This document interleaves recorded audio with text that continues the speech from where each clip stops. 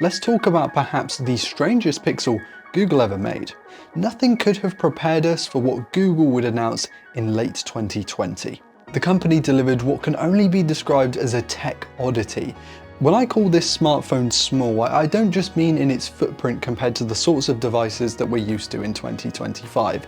It's slick, it doesn't have much of a camera bump whatsoever. The sides and the back all feel really nice to hold, and it's 25% lighter than a Pixel 9 Pro. In a big turn of events, Google decided to power its flagship product, its big ticket Pixel, with a decidedly mid-range system on chip.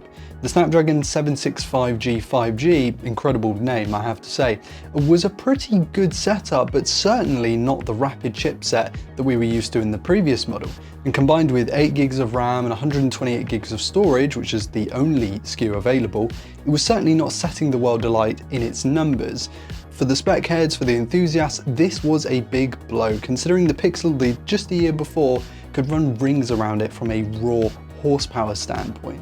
Hardware chief Rick Osterloh came out and explained that with the pandemic having hit that year, the world didn't need another $1,000 smartphone, explaining that whilst they didn't anticipate the outbreak, they did think the world was headed for an economic downturn, suggesting that this Pixel was almost the people's phone compared to the four-figure flagships.